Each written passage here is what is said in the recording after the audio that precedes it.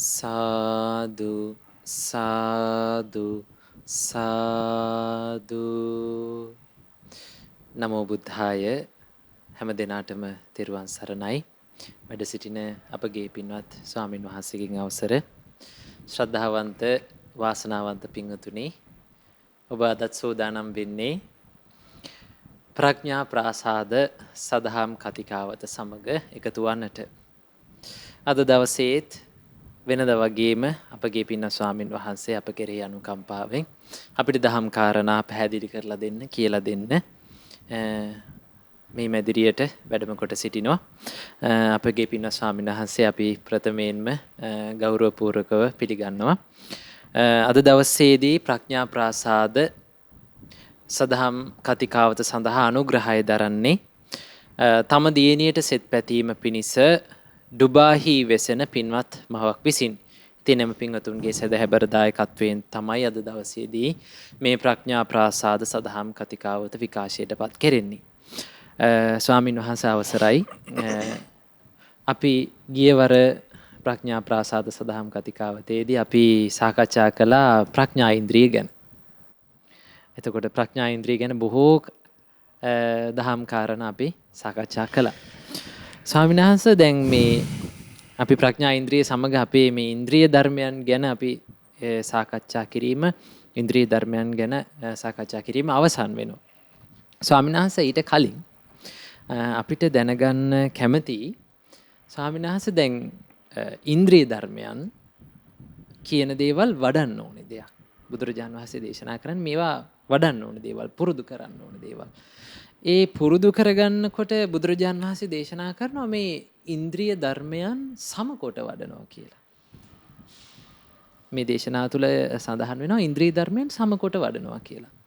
එතකොට ස්වාමීන් වහන්සේ දැන් මේ ධර්මයේ පුරුදු කරන මේ ඉන්ද්‍රිය ධර්මයන් වඩන්න කැමති ශ්‍රාවකයෙක් කොහොමද මේ සමකොට වඩනවා කියන දේ තේරුම් ගන්නේ? සහ එතකොට බුදුරජාණන් වහන්සේ දේශනා කළා මේ තුලින් මාර්ගඵල අවබෝධයකටපත් වෙන්නේ. මේ දහම් සැඩපහරේ ඒ කායන අරමුණ වෙන නිවන සාක්ෂාත් වෙන්නේ. ස්වාමීන් වහන්සේ එතකොට ඉන්ද්‍රිය ධර්මයන් සමකොට වඩන්නේ කොහොමද? ඒ වගේම මේ මාර්ගඵලයන් වලටපත් වෙන්නේ කොහොමද මේ ඉන්ද්‍රිය ධර්මයන් වැඩිමින් කියන එක ගැන දැනගන්න කැමතියි ස්වාමීන් වහන්සේ බොහොම අවසරයි. නමෝ බුද්ධාය හැම දිනාටම තෙරුවන් සරණයි. අපට මේ උතුම් ධර්මයේ කියා දෙන අප ගුරු දේවෝත්තම කල්යාණ මිත්‍ර පින්වත් ලොකු ස්වාමීන් වහන්සේට ඔබ අප සියලු දෙනාගේම নমස්කාරය වේවා.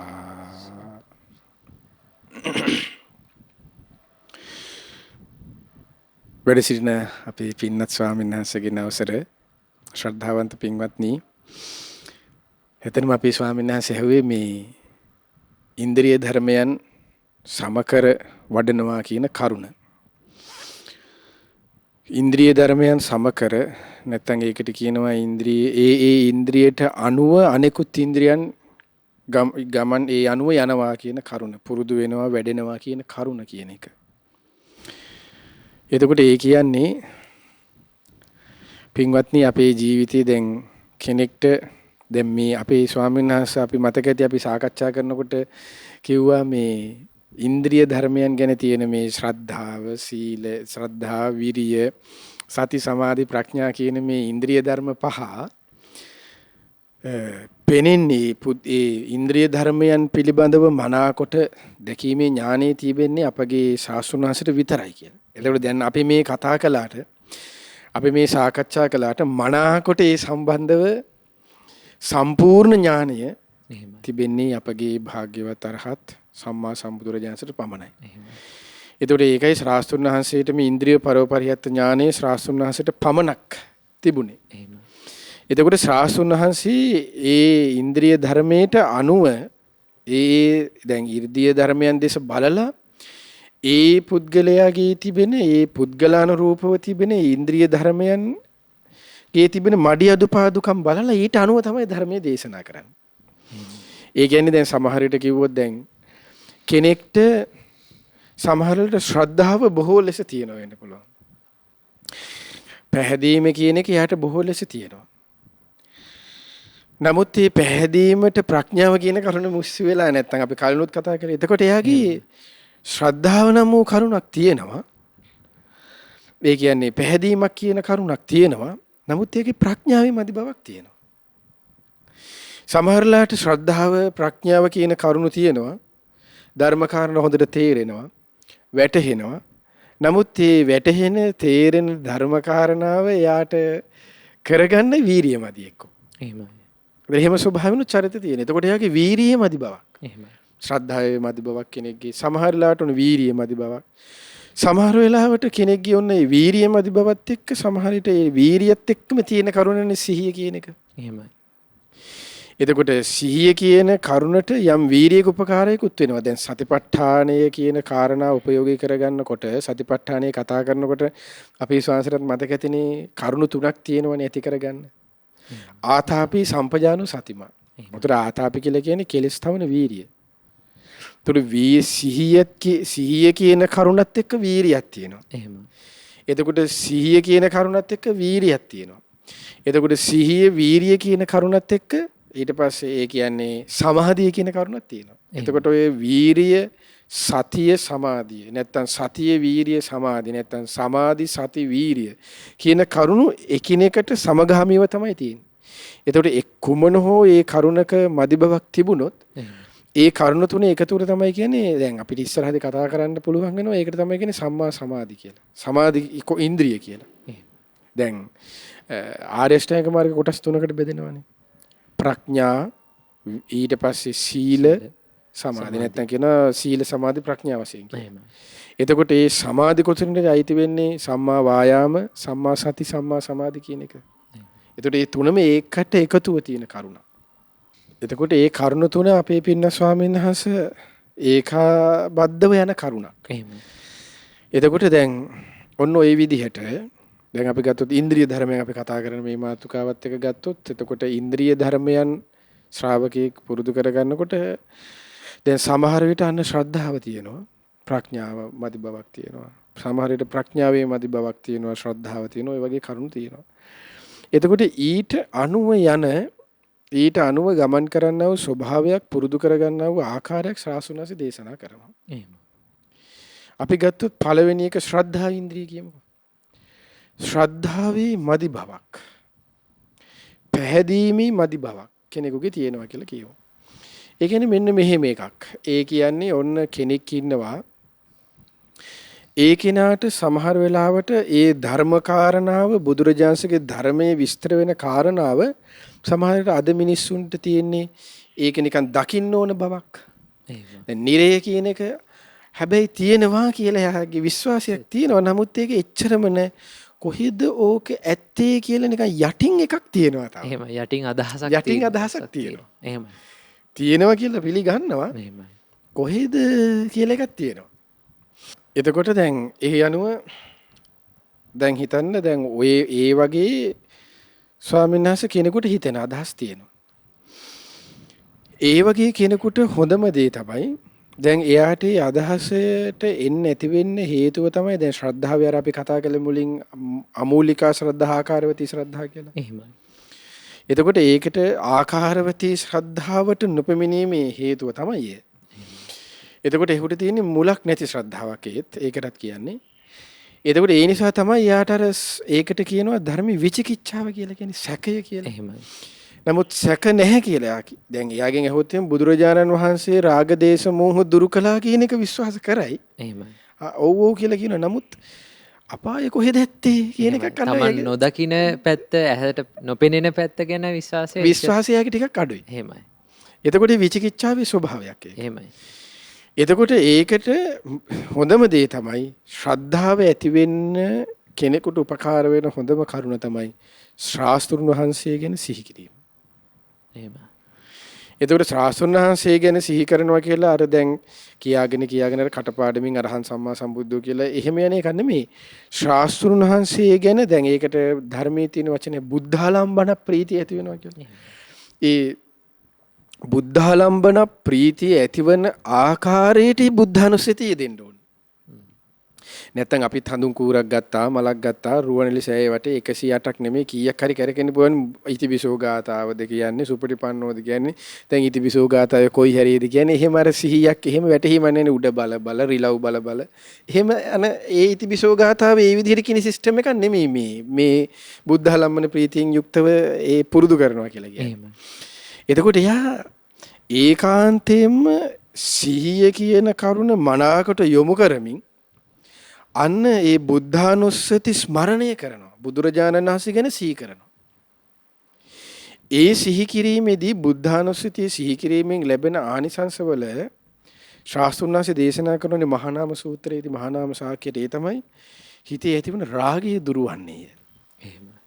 ද්වේෂය දුරවීම පිණිස, මෝහය දුරවීම පිණිස, ඊට පස්සේ ක්‍රෝධය, බද්ධ වෛරය ආදී ඒ තියෙන ලාමක අකුසල් දුරවීම පිණිස ඒ බුද්ධානුස්සති සංඥාවේ ඊළඟට කියනවා හිතේ විතිකිච්ඡාව, සැකය.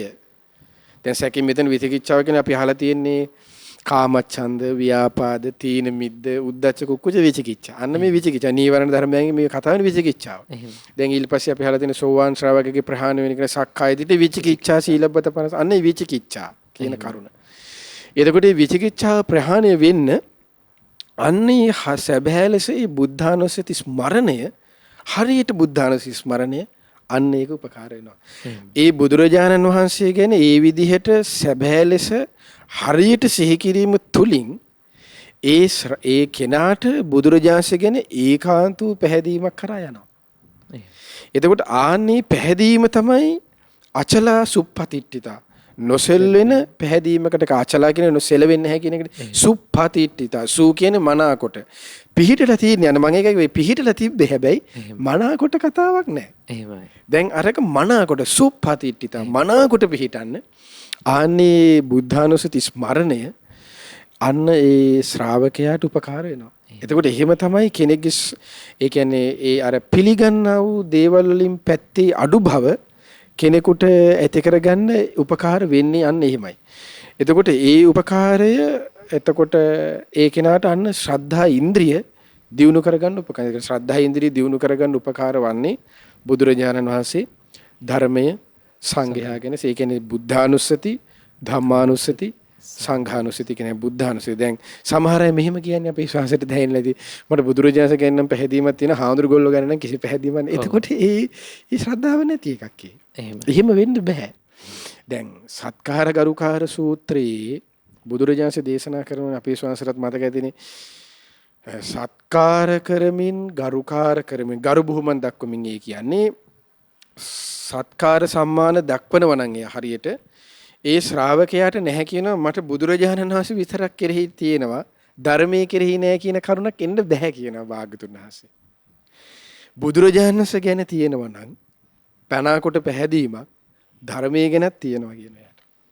සංඝයා ගැනත් තියෙනවා කියනවා. ඊට පස්සේ සීලය ගැනත් තියෙනවා කියනවා. සමාධිය ගැනත් තියෙනවා කියනවා. ඊට පස්සේ වීරිය කිරීම ගැනත් තියෙනවා කියනවා. ඊට පස්සේ ප්‍රඥාව ඒ සීල කාරණාවන් ගැන මේ අප්‍රමාදය ගැනත් තියෙනවා කියනවා. එතකොට මට අප්‍රමාදය ගැන අනිත් කරුණු ගැන තියෙනවා. මට භාවනා කිරීම හුදකලා විවේකයේ ගැන එහෙම පැහැදීමක් නැහැ. මට තුරුරුවන් ගැන පැහැදීමක්. ඒක වෙන්න බෑ. එහෙමයි. එතකොට බුදුබණ බොරු. මොකද සත්කාර ගරුකාර සූත්‍රය ඔය එකින් එක හැම කරුණක්ම එකිනෙකට සම්බන්ධයි. එතකොට ඒකයි දැන් ඒ ශ්‍රද්ධාවත් එක්ක යන්න තිබෙන කරුණට සෝතාපට්ටි අංග 4 ඔය කරුණ තියෙන්නේ. බුද්ධය වෙච්චප්පසාදේන සමන්නාගතෝ හෝති. ධම්මය වෙච්චප්පසාදේන සමන්නාගතෝ හෝති. සංඝය වෙච්චප්පසාදේන සමන්. ඒ ත්‍රිවිධ තුන් සරණේ ගැනම ඒ ශ්‍රාවකයා කෙරෙහි පැහැදීම තියෙන්න ඕනේ. අන්නේ පැහැදීම ඇති කරගන්න උපකාර වන කරුණ තමයි අර ගුණය ගැන සිහි කිරීම කියන එක. දැන් අපිට උන සාමාන්‍ය ජීවිතයක සාමාන්‍ය අද අපි මේ ගත කරන ජීවිතේ උනත් නිකන් මහා කුහකෙක් මහා මේ වගේ මිනිස්සෙක් ඉන්නවනම් අපිට හිත පහදින්නේ නැහැනේ. එතකොට අපිට උනත් මිනිස්සෙකුට පහදින්නේ ගුණයකටනේ. ඒ කියන්නේ උපකාරයකදී කරුණාවට යාගේ මෛත්‍රියට යාගේ තියෙන ගුණයකට තමයි අපි පහදින්නේ. එතකොට ඒකයි ඒ ගුණයට පැහැදීම නිසා සාමාන්‍ය අපි වැඩ කරන දැන් අපි හිතමු ආයතනයක අපි ඉන්නවා නම් ඒ ආයතනයේ ඉන්න අපි කවුරු හරි ප්‍රධානියා මහ කුහකෙක් නම් කුහක ගතියෙන් යුක්තයි නම් ඒ මනුස්සයා මොනවා කිව්වත් පිළිගන්න හිතන්නේ මේක කුහකයා කියලා හිතනවනේ. ඒක හිතනවා කියන එක වැරද්ද නෙමෙයි. ඒක ඕනම පුද්ගලයෙකුට හිතෙනවා. ඒක ලෝකයේ තියෙන යථාර්ථයක්. ඒ අසත්පුරුෂයාට අසත්පුරුෂයා කියලා තේරෙනවා. ඉතින් අසත්පුරුෂයා කියන සත්පුරුෂයා කියන්නේ. ඉතින් කුහකයාට කුහකයා කියන්න ඕන. සත්පුරුෂයාට සත්පුරුෂයා කියන්න ඕන. ඒක පාපීතියක් නෙවෙයි. දැන් ගොඩක් අය සමහරට ඕ කරුණොත් කියන්න ඕනේ. ස්වාමීන් වහන්සේ ඒ තමයි සමහර අය දැන් හිතනවා දැන් එහෙම කට වහගෙන අනේ එහෙම නිකන් ඉන්න ඕනේ කියලා. එහෙම කියන්න හොඳ නැහැ. එහෙම එකක් නෑ. දැන් ශ්‍රාවක බොරු කියනවා නම් බොරු කියන මනුස්සයාට එයා බොරුකාරයා කියලා කිව්වා කියලා ඒක සිල්පදයක් කැඩෙන්නේ නැහැ. ඒක හිස් වචනයක් නෙමෙයි. ඒක කේලමක් නෙමෙයි. ඒක පරුස වචනයකුත් නෙමෙයි. ඒතකොට බොරුකාරයාට එයා බොරුකාරයා නම් ඔයා මේ විදිහේ බොරු කියනවා. ඒක යාට කියන්න ඕනේ. එයාගේ අනේ හිත රිදෙනවා. අනේ පව්. මොකද අනේ පව් හිත රිදෙන කතාවල් හිතෙන්නේ ඒ කෙනාගේ තියෙන අවංකකමට එයාගේ තියෙන සත්පුරුෂකමට. නමුත් අර ඉන්න කෙනා අසත්පුරුෂයාගෙන් බුදුරජාණන් දේශනා කරන්නේ බය වෛර දෙක හට ගන්නවා. අරය සත්පුරුෂ නිසා අනේ පව් කියන අදහස එයාගේ හිතේ එනවා. අසත්පුරුෂයාගේ එහෙම එකක් එන්නේ නැහැ. එහෙමයි. අනේ මෙයා මෙහෙම කෙනෙන්නේ මෙයා මංගල මෙහෙම අනුකම්පා කරා මාව මෙයා මේ තැනදී බේරගත්ත එහෙම කතාවක් එන්නේ අසත්පුරුෂයා. ඒ තැනේදී ගානට දීලා දානවා. ඒකේ අසත්පුරුෂ ලක්ෂණ. ඒතර අසත්පුරුෂයාගේ ස්වභාවය දැනගන්න ඕනේ. ඒක කිව්වා කියලා ඒක වැරද්දක් නෙමෙයි. අසත්පුරුෂයා චෝද දැන් එහෙනම් ශ්‍රාසුනස කවදාවත් දේවදත්තට එහෙම නොකිය ඉන්නේ ඕනනේ. එහෙමයි. දේවදත්තගේ ඒ ස්වභාවය දේවදත්ත මෙහෙමයි කියලා ශාස්ත්‍රඥයන් කිව්වා. දේශනා කළා. පාපී ගුණයන්ගෙන් යුක්තයි කියලා. ඒ නිසා ඔබ ආරක්ෂා වෙන්න කියලා. එතකොට පාපී ස්වභාවයක් නැතුව අන්න අපි චෝදනා කරනවා නම් ඒකට තමයි කියන්නේ අභූත චෝදනා. එහෙමයි. ඒක තමයි එක්ක පරුසයක් වෙන්නේ. ඒක තමයි එක්ක කේලමක් වෙන්නේ. ඒක තමයි එක්ක බොරුවක් වෙන්නේ. ඒක තමයි අභූත චෝදනාවක් වෙන්නේ. ඒක තමයි එතකොට යාට උපවාදයක් වෙන්නේ. ඒකයි අන්න වැරදි පැත්ත. එතකොට අන්න ඒ කරුණු තේරුම් ගන්න ඕනේ. ඒ හරි වැරදි ඔක්කොම තේරුම් ගන්න මේ පැහැදීම කියන කරුණ මූලික වෙනවා. ඒතර ශ්‍රද්ධාව. ඊටස් වීරිය කියන කරුණ ඇත්තටම දියුණු කරගන්න උපකාර වෙන්නේ එයාට මරණ සතිය සිහි කිරීම. මරණ සතිය සිහි කරන්න ඒ මරණ සතියේදී වෙන්නේ මොකද්ද? මරණ සතිය කල්පනා කරනකොට එය දැන් එයා කල්පනා කරන්නේ ශාස්ත්‍රඥ දේශනා කළේ කොහොමද? ඊළට ගත්ත හුස්ම ටික පහළට හෙලා ගන්න බැරි වෙයි. ඒ මොහොතේ මරණය වෙන්න පුළුවන්. එතකොට ඒ විදිහට තියුණු මරණ සතියක් සිහි කරන කෙනාට එයා කල්පනා කරලා බලන්නේ ඊළඟ මොහොතේ දැන් මේ ගත්ත හුස්ම ටික පල්ලෙහාට එලා ගන්න බැරි නම් මේ වෙලාවම මැරෙන්න පුළුවන් නම් අන්න එයා සසඳන එක දෙයක්. ඔහුගේ ජීවිතයේ කුසල් අකුසල් ගැත්ත තමයි එයා සසඳන්නේ. මගේ ජීවිතේ මම වැඩිපුර කරගෙන තියෙන්නේ කුසල්ද අකුසල්ද? අපි එක ඔබ එක හොඳට දන්නවා අපේ කැරැට්ටු ගැන. එතකොට තමන් දන්නවා තමන්ගේ මැට්ටන් ගැන හොඳට. තමන් ගැන දන්නවනේ හොඳට. අපි ලෝකෙට මොන විදිහට හිටියත් තමන්ගේ ස්වභාවය තමන් දන්නවා. එතකොට අන්න ඒ කෙනාට මරණ සතියෙන් කරන්නේ ඒකයි. දැන් මරණ සතිය කියලා කියන්නේ කොරෝනා එනකොට අනේ මැරෙනවා අයියෝ ගාන එකක් නෙමෙයි. මම දැන් සමහර අය නිකන් හිතන්නේ දැන් ඒ කියන්නේ මරණ සතිය වඩන්න තියෙන්නේ කියලා හිතන්නේ ෆ්ලයිට් එක යනවනේ ෆ්ලයිට් එක කැඩලා දඩ ගානකොට වැටෙන්න ලෑස්තිනකොට තමයි මරණ සතිය වඩන්න තියෙන්නේ. ඒ වෙලාවට මරණ සතියක් නැහැ. ඒ වෙලාවට මොන බයක්ද? ඒ වෙලාවට බය තැති ගැනීමේ ඒ පුද්ගලයාට එන්නේ මරණ බය. එහෙමයි. එතකොට ඒ තැනේදී ඒ මොහොතේදී වැඩි වෙන බවක් තියෙනවා. ඒ වෙලාවෙත් වැඩි යුතුයි. නමුත් ඒ වෙලාවට වඩන්න ගන්න එකක් නෙමෙයි ඒක. ඒ වෙලාවට වඩන්න ගන්න නම් කලින් පුරුදු කරලා තියෙන්න ඕන. එහෙමයි. එතකොට ඒකයි දැන් කොරෝනා හැදෙන කාලේ ස්පීතාලේ අනේ මැරෙනවා කොරෝනා නැහැ කියලා නෙගටිව් කියලා ආපු ගම not detected කියලා ආපු ගම මේ PCR එකේ අර මරණ සතියට වෙච්ච දෙයක් නෑ. එහෙමයි. එතකොට අද ගොඩක් අයගේ තියෙන එහෙම මරණ සතියක් නේ. එතකොට ඒක නෙමෙයි මේ මරණ සතිය කියන්නේ. එයාගේ ඒ මරණ සතිය හරි ලස්සනට බුදුරජාණන්සේ දේශනා කරනවානේ. මොකද්ද? ඉඳගෙන ඉරියව් හතරක් තියෙනවා. ඉරියව් හතරෙදිත් ඒ ශ්‍රාවකයා කල්පනා කරනවා කියනවා. දැන් මං ඉන්නේ මොන ඉරියව්වේද? දැන් අපි දෙනම ඉන්නේ වාඩි වෙලා. එතකොට අපිට කල්පනා කරනවා නම් කල්පනා කරන්න තියෙන්නේ ඔබ වාඩි වෙලා ඉන්නවනේ ඔබට කල්පනා කරන වාඩි වෙලා ඉන්න ඉරියව්වේ මම අහලා තියෙන මිනිස්සු මැරලා වැටෙනවා. එහෙනම් මම ඉන්නේ මේ මැරෙන්න පුළුවන් ස්වභාවකින් යුතු ඉරියව්වකයි. එහෙනම් මම මේ ඉරියව්ව මැරෙන්න පුළුවන් ස්වභාවකින් යුතු ඉරියව්වක නම් මම ඉන්නේ. ඒ වෙලාවේ මම මැරුණොත් මගේ ජීවිතේට මං කුසල්ද අකුසල්ද වැඩිපුර කරගෙන තියෙන්නේ. එහෙනම් මම වහා කුසල් දිනු කරගත යුතුයි කියලා අන්න ඊට පස්සේ විදර්ශනා පැත්තකට යොමු වෙනවා.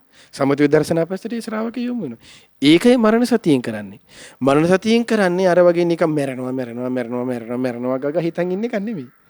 ඒක වැරදි යන්නේ. ඒක මරණ සතිය නෙමෙයි.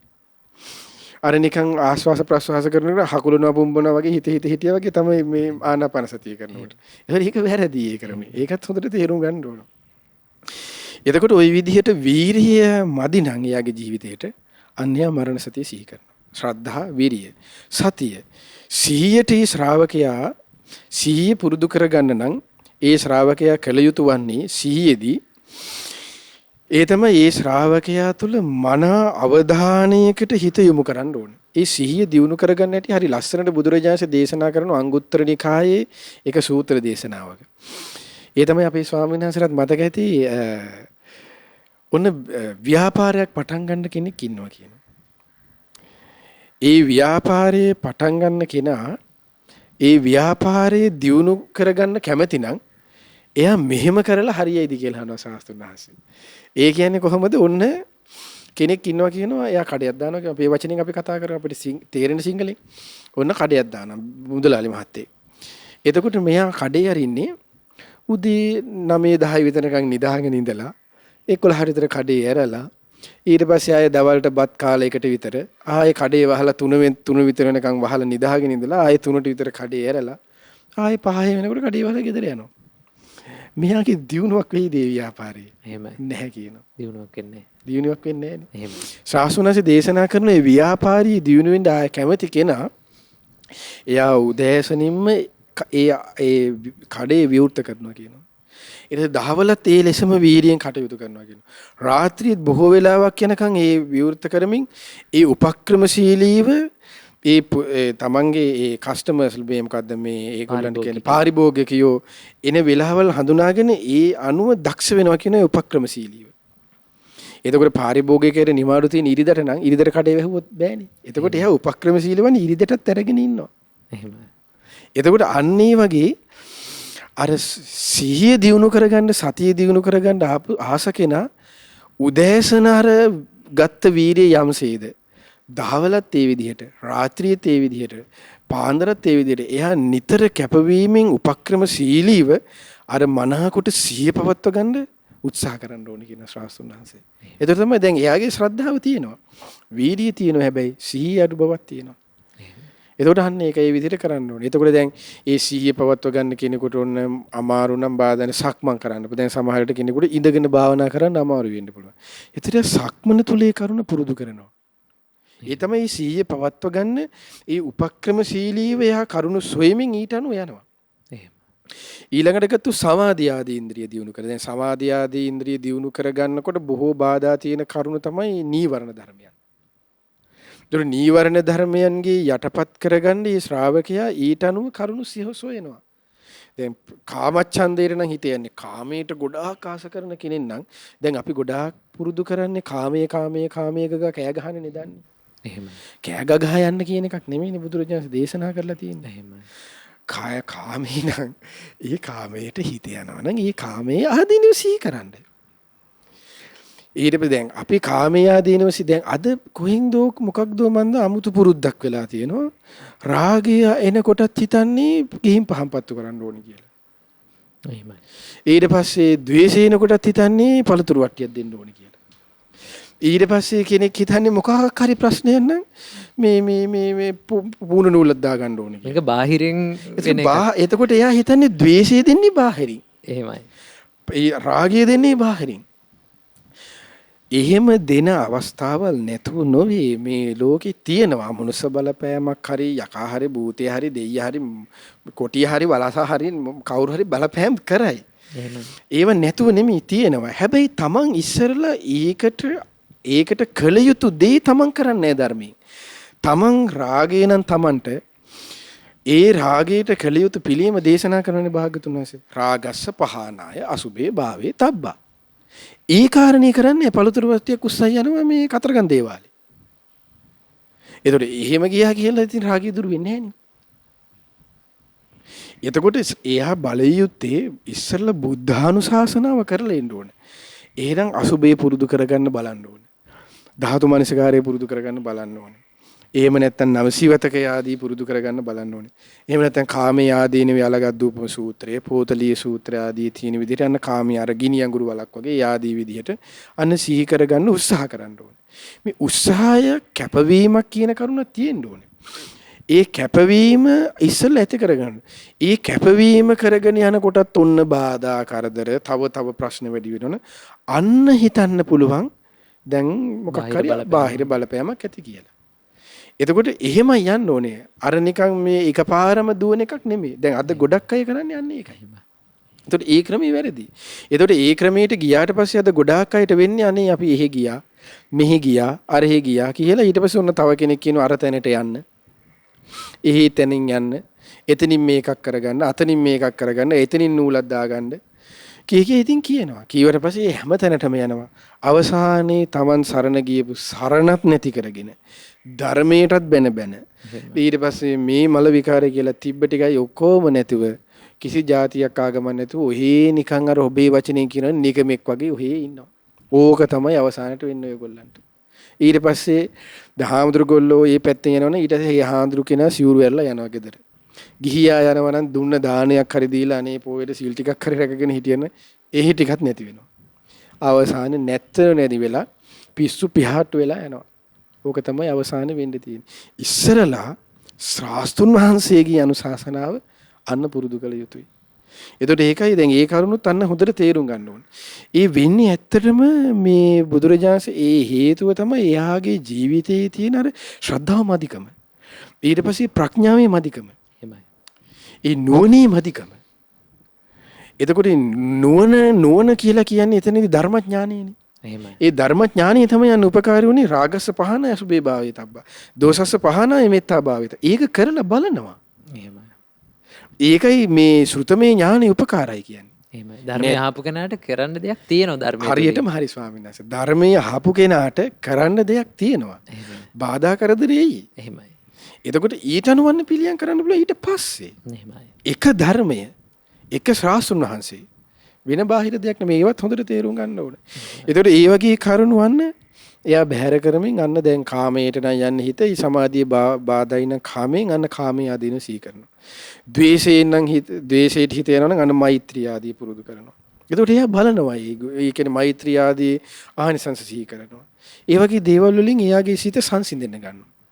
එතකොට අන්න ඒ කෙනාට සිහියෙන් සමාධිය වඩන්න ඒ කරුණ උපකාරයි. ඒක තමයි මේ ඉන්ද්‍රිය ධර්මයෙන් ගන්න පුරුදු කරගෙන යනවා කියලා කියන්නේ. ඊට පස්සේ තමයි කෙනෙකුට පුළුවන් දැන් තීන මිද්දේ නම් බැටකන්නේ. දැන් ඔන්න පචලායන සූත්‍රයේ හරි ලස්සනට ඒ තීන මිද්දය දුරු කරගත යුතු ආකාර හරි ලස්සනට දේශනා කරනවා සාසුනාසි. මුලින්ම ඔබ භාවනා කරගෙන යනවා නම් අන්න එතකොට ඒ නිදිමතයි නම් ඒ සංඥාව මුලින් වෙනස් කරන්න කියන. දැන් ඒ හිතන්නේ දැන් බුද්ධානුස්සති භාවනාව පුරුදු කරගෙන යනකොට නිදිමතෙන් පීඩා වෙනවා.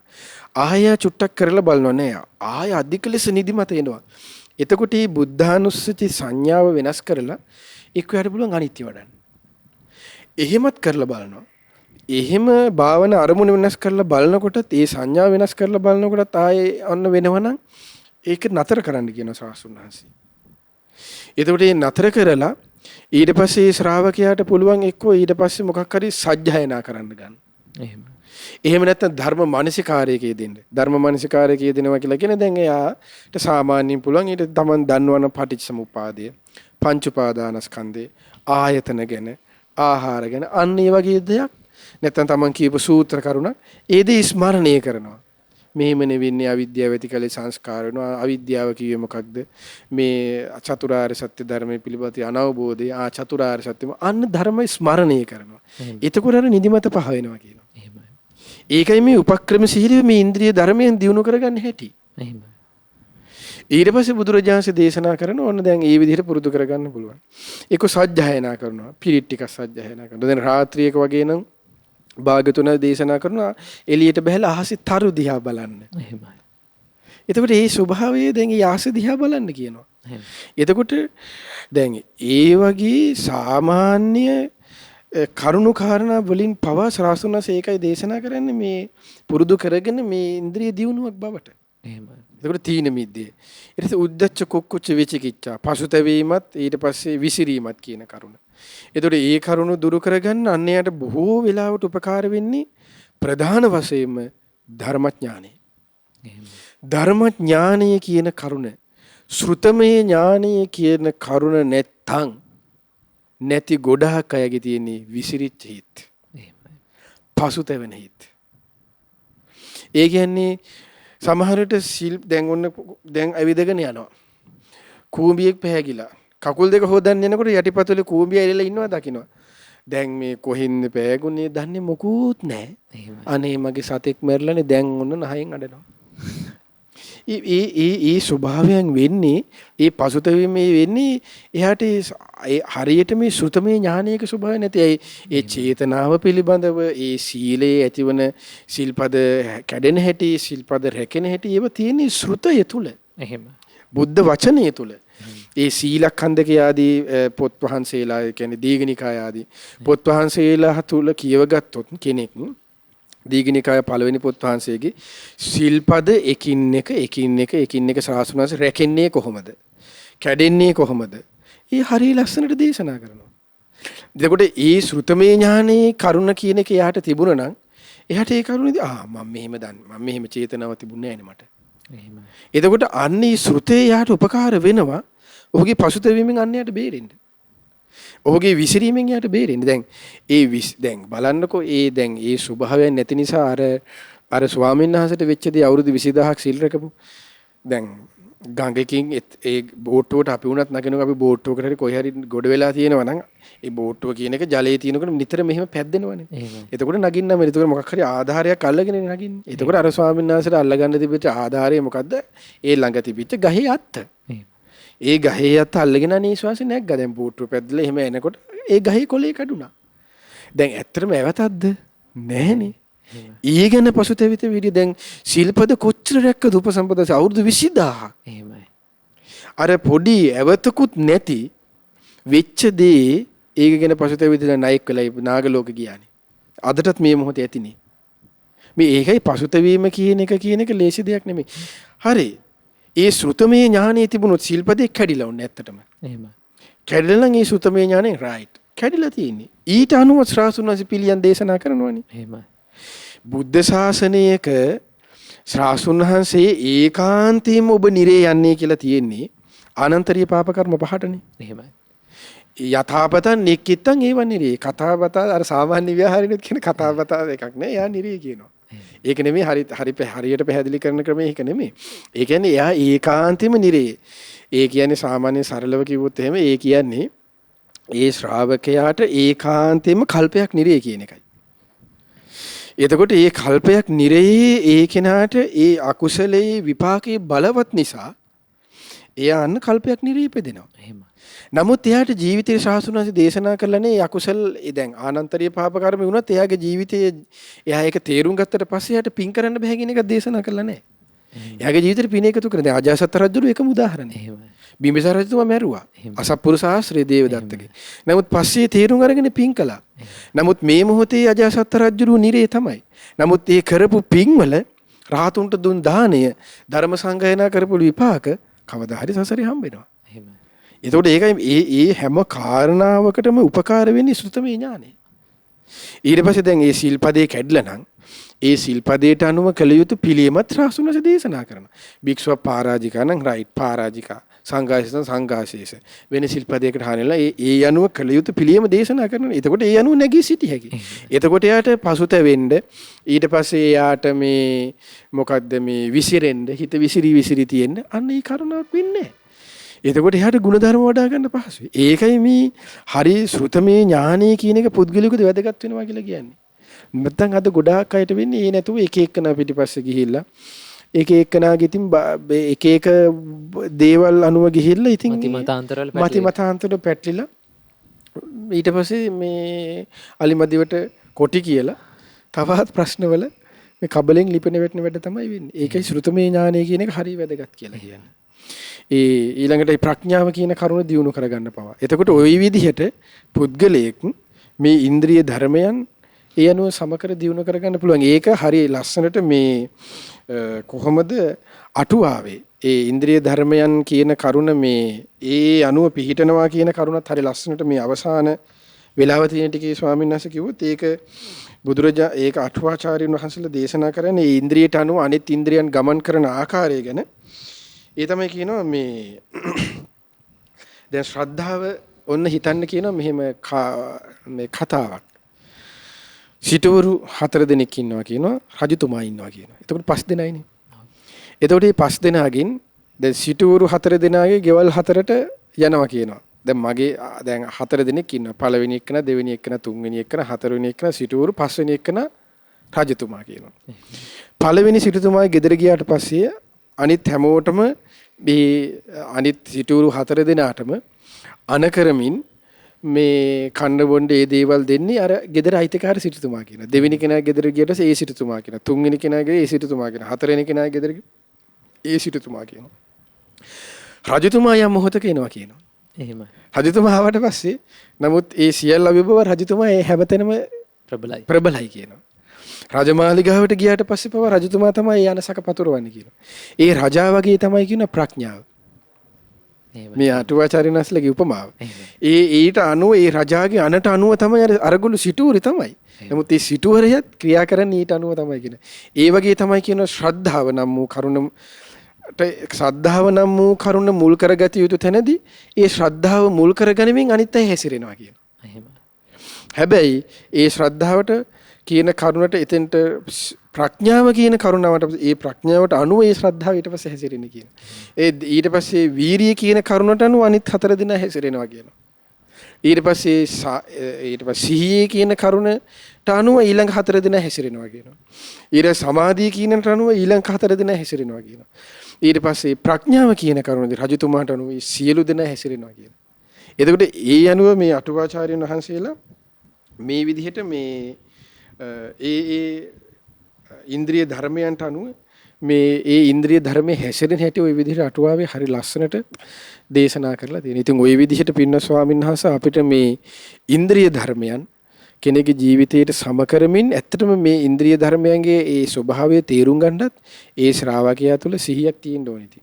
නැතුව ශ්‍රද්ධාවේ අඩු බවට ප්‍රඥාව නැහැ කියලා තේරුම් අරගෙන ප්‍රඥාවේ අඩු බවට ශ්‍රද්ධාව නැහැ කියලා තේරුම් අරගෙන කටයුතු කරන්න බෑ. ඒකට ඉතින් මනාකොට සිහියෙන් නුවණින් වීරියකින් ඉන්න කෙනෙකුට තමයි මේ කරුණ පවා අල්ලගෙන කෙනාගේ ජීවිතයේ දියුණු කරගෙන යන්න කෙනෙකුට වාසනාව ලැබෙන්නේ. එහෙමයි ස්වාමීන් වහන්සේ. එතකොට මේ ඉන්ද්‍රිය ධර්මයන් සංස මේ හැම එකක්ම එකිනෙකට උපකාරී වෙනවනේ. එකිනෙකට අනිවාර්යෙන් උපකාර වෙනවා කියන. ඒ තැනේදී ඒක තමයි දැන් ඒ තැනේදී අර ඒ සිටුතුමාගේ ගෙදර ගියාට පස්සේ ඒ කෙනා තමයි ජේෂ්ඨ වෙන්නේ. ඒත් කියලා තමයි මුල් වෙන්නේ කියනවා. අනිත් කෙනා නිස්සද්දව ඉන්නවා කියනවා. එහෙමයි. ඒ වගේ තමයි කියන දැන් ශ්‍රද්ධාව ඉස්මතු වෙන දේ ශ්‍රද්ධාව ජේෂ්ඨ වෙනවා කියනවා. දැන් අටුවාවේ එහෙමයි හරියට මේ වචනෙන්ම දේශනා කරනවා කොහොමද? ඒ තමයි කියනවා මෙන්න මෙහෙම. ඒ තමයි දැන් හරියටම කිව්වොත් එහෙම විධාන කෙරේද ඒ වගේ ඔන්න දැන් කියනවා මෙන්න මේ විදිහට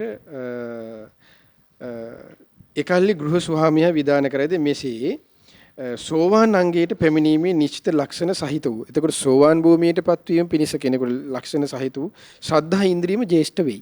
එහෙමයි. ඒතර ශ්‍රද්ධා ඉන්ද්‍රිය තමයි එතකොට ජේෂ්ඨ වෙන්නේ. එහෙමයි. පූර්වංගම වෙයි. ශෙස්සයට අනුව පවතී. එතකොට අනිත් ඒවා ඊට අනුව පවතී කියන අනිත් ඉන්ද්‍රිය ධර්ම හතරම. යම්සේ දෙවන්නාගේ නිවෙසෙහි ඉතිරි වූ සිව් දෙනා නිහඬව හිඳිද්ද. දැන් දෙවෙනි කෙනා ගෙදර ගියේ. එතකොට අනිත් 4 දෙනා වාඩි වෙලා ඉන්නෝනේ තේ එක දෙනකන්. එහෙමයි. එතකොට අන්න නිහඬව සිටිද්ද එකල්හි ගෘහ ස්වාමියාම විධාන දෙයි. එතකොට දෙවෙනි කෙනාගේ ගෙදර ගෘහ ස්වාමියා තමයි විධාන දෙයි කියනවා. මෙසේ කෙලස් තමන වීරියට පැමිණියේ දැඩි උත්සාහ සහිත ලක්ෂණ ඇතුව වීරීන්ද්‍රියම ජේෂ්ඨ වෙයි. එතකොට එතනදී වීරීන්ද්‍රිය ජේෂ්ඨ වෙලා ඉතුරු අංග 4 දියුණු කරගන්න උපකාර වෙනවා කියනවා. පූර්වංගම වෙයි. ශෙස්සයට අනුව පවතී. යම්සේ තුන්වෙන්නාගේ නිවසෙහි ශෙස්සන් නිහඬව සිටිද්ද. තුන්වෙනි කෙනාගේ ගෙදර ගිහලා අනිත් අය නිස්සද්ද ඉන්නවනේ. එකල්හි ගෘහ ස්වාමියා විධාන දෙයි. තුන්වෙනි කෙනා විධාන දෙනවා. මෙසේ සතිපට්ඨානයට පැමිණීමේ වැටහීම් ලක්ෂණ සහිත සති ඉන්ද්‍රියම ජේෂ්ඨ වෙයි. එතකොට අන්න මුල්ලුනේ එතකොට සතිපට්ඨානය කියන කරුණ. එතකොට සතිපට්ඨානෙම ජේෂ්ඨ වෙයි. පූර්වංගම වෙයි. ශෙස්සයට අනුව පවතී. එහෙමයි. ඊට පස්සේ යම්සේ සිව්වන්නාගේ නිවෙසෙහි දී ඉදිරි සිව් දෙනා නිහඬව හිඳිද්ද. එකල්හි ගෘහ ස්වාමියාම විධාන දෙයි. මෙසේ ධානයේ මුල් කොට ඇති විමෝක්ෂයට පැමිණියේ චංචල නොවීමේ ලක්ෂණ සහිත සමාධි ඉන්ද්‍රියම ජේෂ්ඨ වේ. ඒකට චංචල වෙන්නේ නැහැ නිශ්චලයි. චංචල නොවීමේ ලක්ෂණ සහිත සමාධි ඉන්ද්‍රියම ජේෂ්ඨ වෙයි. පූර්වංගම වෙයි සෙස්සේට අනුව පවසී. හැමට පසුව රජ අන්න රජතුමා ගෙදරට ගිය විට හැමට පස්සේ රජතුමා යනවා කියනවා ගෙදරට. ගිය විට යම්සේ ඉතිරි සතර දෙනා නිහඬව සිටිද්ද ඉතිරි අය නිහඬව ඉන්නවද එකල්ලි රජතුමාම නිවසෙහි විධාන දෙයි. ඒකයි ප්‍රඥාව ජේෂ්ඨ වෙනවා කියන්නේ. දැන් ඒක කියනවා රජතුමාම විධාන දෙයි. මෙසේ ආර්ය සත්‍යයට පැමිණියේ. දැන් ප්‍රඥාව දකින්න තියෙන ආර්ය සත්‍ය හතර කියන්නේ ඒකයි. ආර්ය සත්‍යයට පැමිණියේ විශේෂ දැකීම් ලක්ෂණ සහිත ප්‍රඥා ඉන්ද්‍රියම හැමට ජේෂ්ඨ වේ. අර්ථනේදී කිව්වේ ඒ ඉන්ද්‍රිය ජේෂ්ඨ වේ. දැන් මෙතනදී අන්න අලුත් වචනයක් තියෙනවා. ප්‍රඥා ඉන්ද්‍රිය හැමට ජේෂ්ඨ වෙයි. පූර්වංගම වෙයි සෙස්ස ඒට අනුව පවතී. ඔන්න ඔය විදිහට දේශනා කරන්නේ ස්වාමීන් වහන්සේ. එහෙම සංස. එතකොට අපිට මේ ප්‍රඥා ඉන්ද්‍රිය කියන එක වඩන්න මේක තමයි ප්‍රධානම කරුණ වන්නේ නේ ස්වාමීන් වහන්සේ. ඉතින් බොහොම අපූර්වට අපේ ස්වාමීන් වහන්සේ අපිට මේ උතුම් ඉන්ද්‍රිය ධර්මයන් ගැන අපිට කියලා දුන්නා.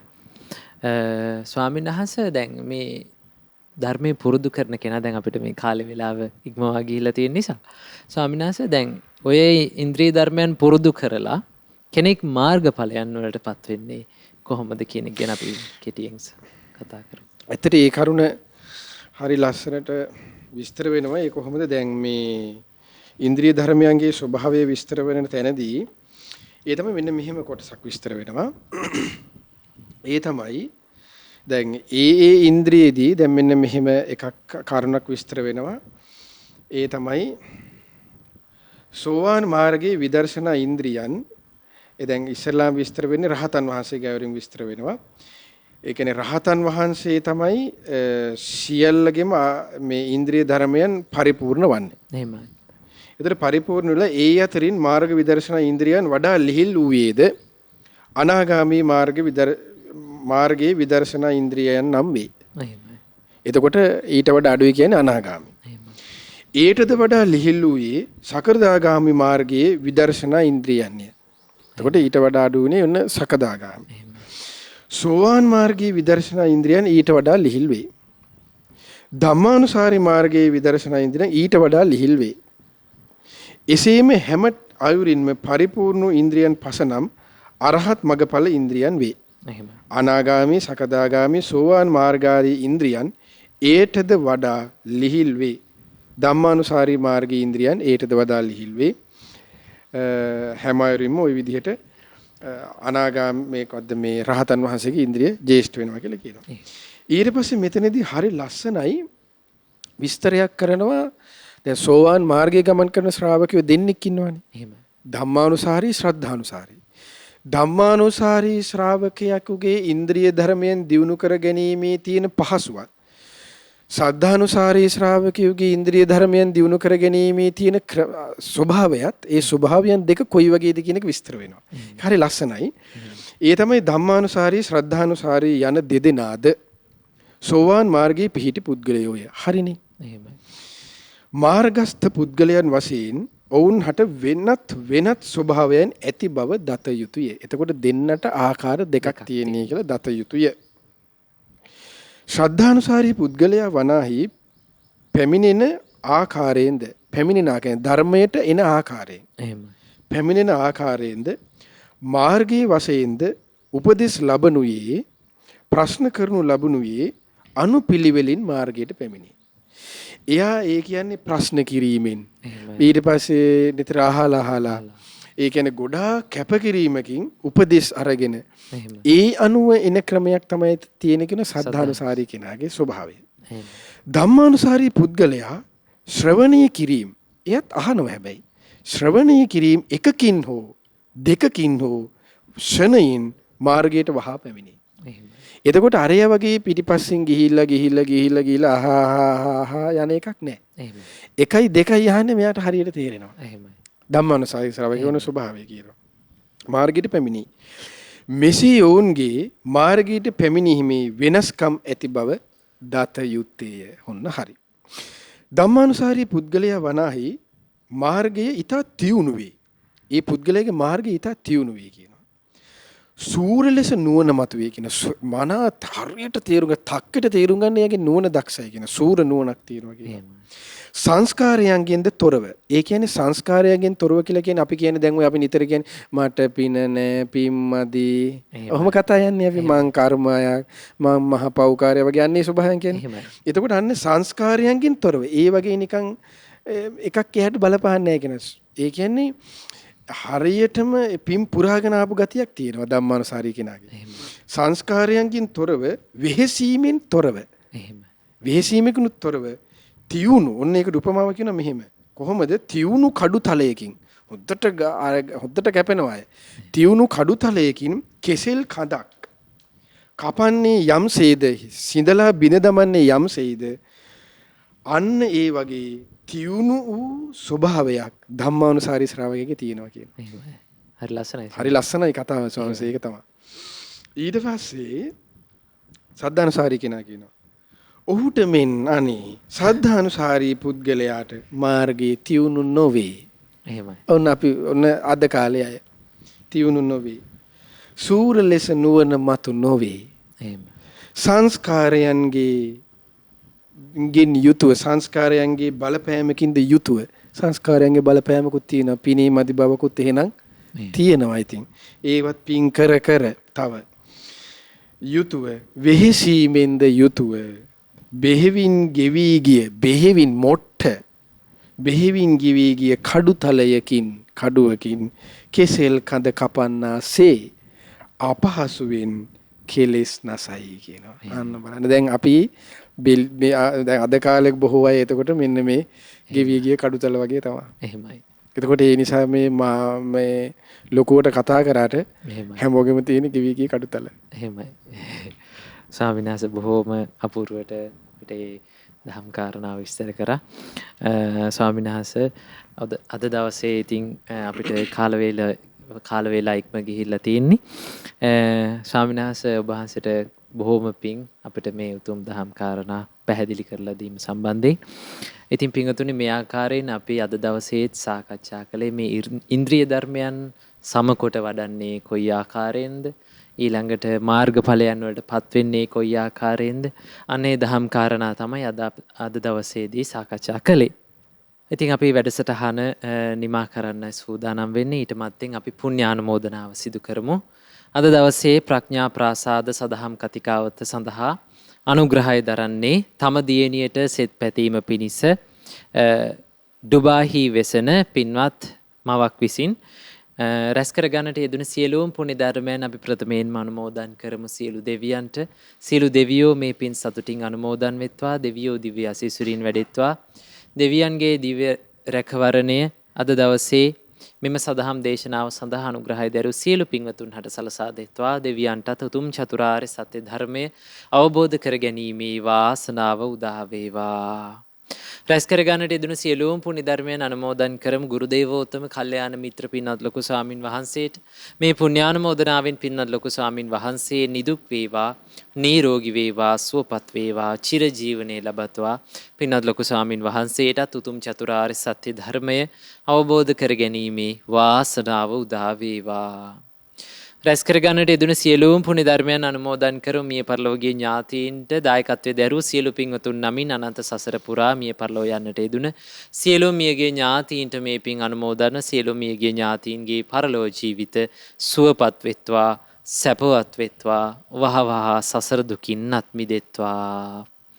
රැස් කර ගන්නට යෙදුණු සියලුම පුණ්‍ය ධර්මයන් අනුමෝදන් කරමු. සුජීවත්ව සිටින සියලු පින්වතුන්ට විශේෂ වශයෙන් දරුවෙකු බලාපොරොත්තුවෙන් සිටින ඒ පින්වත් දියණියට මේ පින් අනුමෝදන් වෙත්වා. තුනුරුවනේ අනන්ත ආශිර්වාදයෙන් පින්වන්ත දරුපතක් ලබා ගැනීම සඳහා ඒ පින්වත් දියණියට තුනුරුවනේ අනන්ත ආශිර්වාදයේ දිව්‍යයන්ගේ දිව්‍ය ආරක්ෂාව රැකවරණය සැලසෙත්වා.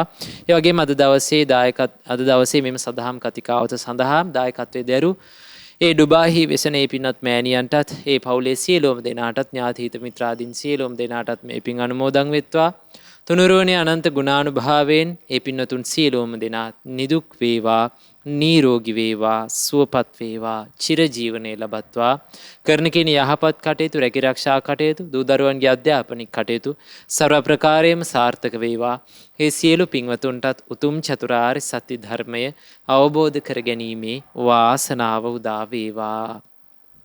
රැස් කරගන්නට ඉදුණ සියලුම පුණ්‍ය ධර්මයන් අනුමෝදන් කරමු. අද දවසේ අපිට මේ දහම් කාරණා කියලා දුන්න අපගේ පින්වත් ස්වාමින් වහන්සේටත්, මහමෙවුනා වාසී, ලක්වාසී, ලෝවාසී සියලුම පින්වත් ස්වාමින් වහන්සේලාටත්, අනගාരികා මෑණියන් වහන්සේලාටත්, අනගාരിക උපාසක දූපතුන්ටත්, ශ්‍රද්ධා කාර්ය මණ්ඩලයේ සියලුම දෙනාටත්, ශ්‍රද්ධා මාසික ධර්ම දාන සමාජිකයන් ඇතුළු ඔබ අප සියලුම දෙනාටත් මේ පින් අනුමෝදන්ව තුනුරුවනේ අනන්ත ගුණානුභාවයෙන් ඔබ අප සියලුම දෙනාත් නිදුක් වේවා, නිරෝගී වේවා, සුවපත් වේවා, චිරජීවනයේ ලැබේවා. ඔබ අප සියලුම දෙනාටත් උතුම් චතුරාර්ය සත්‍ය ධර්මය අවබෝධ කර ගැනීමේ වාසනාව උදා වේවා. සාදු සාදු සාදු. හැම දිනාටම තෙරුවන් සරණයි. නමෝ බුද්ධාය. මෙවැනි වටිනා ධර්ම දේශනා ශ්‍රවණය කිරීමට ශ්‍රද්ධා ඩේලි YouTube චැනලය සබස්ක්‍රයිබ් කරන්න.